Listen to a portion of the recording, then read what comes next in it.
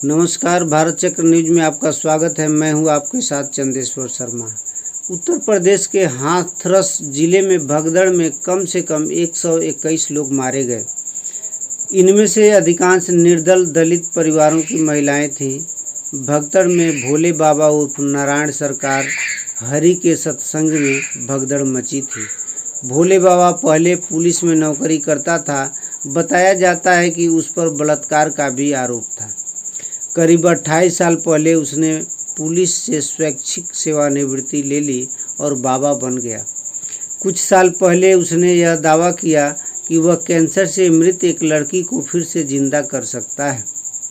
जाहिर है कि ऐसा कुछ नहीं हो सका।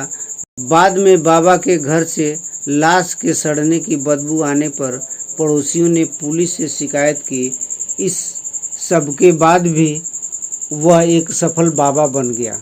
उसके अनुयायियों और आश्रमों की संख्या बढ़ने लगी और साथ ही उसकी संपत्ति भी। हालिया घटना के बाद बाबा के कुछ चेले चपाटों को पुलिस द्वारा आरोपी बनाया गया है, मगर बाबा का नाम एफआईआर में नहीं है।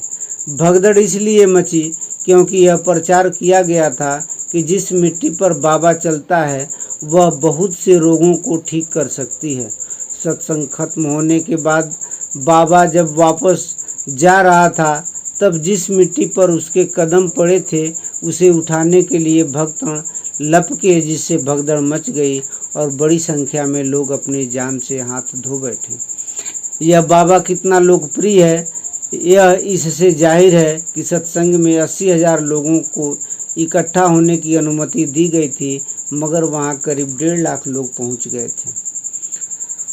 भारत में बाबा कोई नई चीज नहीं है और ऐसा भी नहीं है कि बाबा केवल भारत में पाए जाते हैं। हाँ, यह जरूर है कि पिछले कुछ सालों से उनकी लोकप्रियता तेजी से बढ़ी है। भारत में सैकड़ों बाबा हैं और देश के हर हिस्से में पाए जाते हैं। कुछ बाबाओं की ख्याति विशेष क्षेत्रों में है। आसाराम बापू और गुरमीत राम रहीम इंसान जैसे कुछ बाबा बलात्कार और हत्या के आरोप के कारण जेलों की हवा खा रहे हैं।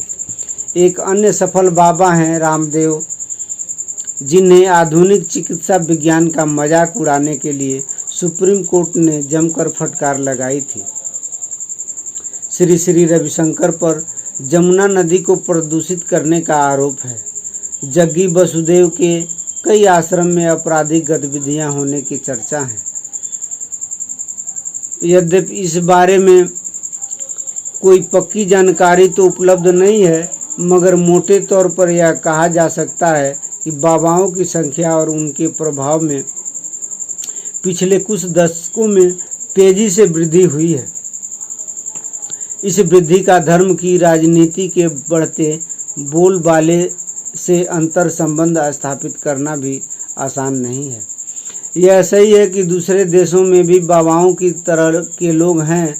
अमेरिका में कैरिस्मेटिक ईसाई आंदोलन है तो कुछ मुस्लिम देशों में भी चमत्कार करने वाले फकीर हैं, मगर भारत में बाबाओं का जितना प्रभाव है उतना किसी और देश में नहीं है। सारे बाबा धर्म का चोला ओढ़े रहते हैं।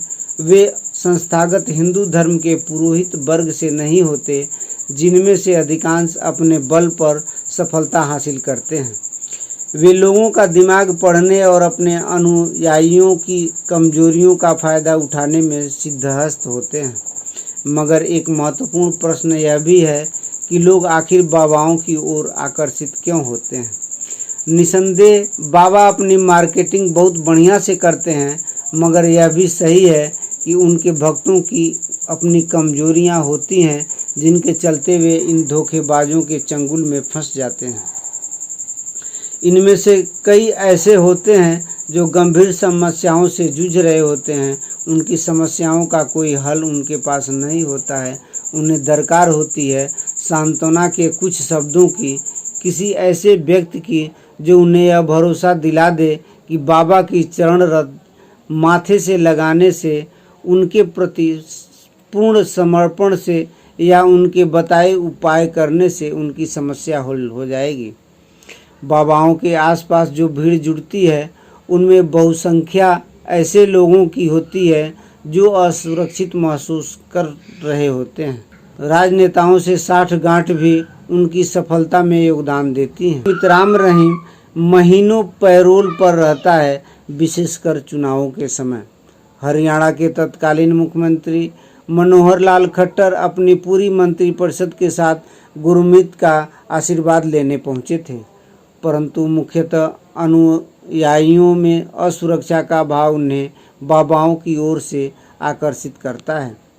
जितनी ज़्यादा असुरक्षा बाबाओं के प्रति, उतनी ज़्यादा श्रद्धा, और जितनी ज़्यादा श्रद्धा विवेक और तार्किकता से, उतनी ही दूरी असुरक्षा का कारण कितना महत्वपूर्ण है, यह हम इससे भी समझ सकते हैं कि जिन देशों में आर्थिक और सामाजिक असुरक्षा कम है, वहाँ धर्म का प्रभाव भी कम होता जा रहा है।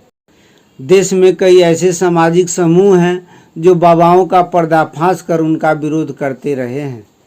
इनमें हवा से राख पैदा करने और आग से चलने और चमत्कारों की असलियत लोगों के सामने रखना शामिल है। महाराष्ट्र में अंधश्रद्धा निर्मूलन समिति ऐसी ही संस्था है जी उससे जुड़े डॉक्टर नरेंद्र दाभोलकर को सनातन संस्था की तरह की दकियानुसी समूहों के कार्यकर्ताओं ने क्रूरतापूर्वक मौत के घाट उतार दिया था। इसी तरह की ताकतों ने कामरेड गोविंद पंसारे, गौरी लंकेश और प्रोफेसर कुलबर्गी की हत्या की। डॉक्टर दाभोलकर की हत्या के बाद महाराष्ट्र विधानसभा ने अंधश्रद्धा और चमत्कारिक इलाज के खिलाफ एक कानून पारित किया। पूरे देश में ऐसे कानूनों की ज़रूरत है। हमें वैज्ञानिक सोच को बढ़ावा देना होगा।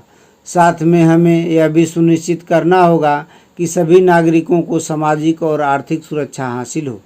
वर्तमान व्यवस्था जिसमें अमीर होते जा रहे हैं और गरीब को हमें बदलना होगा। हमें महात्मा गांधी के दिखाए रास्ते पर चलते हुए यह सुनिश्चित करना होगा कि सभी नीतियां अंतिम पंक्ति के अंतिम व्यक्ति को ध्यान में रखकर बनाई जाए, तभी हम समाज में सुरक्षा का भाव स्थापित कर सकेंगे। धन्यवाद।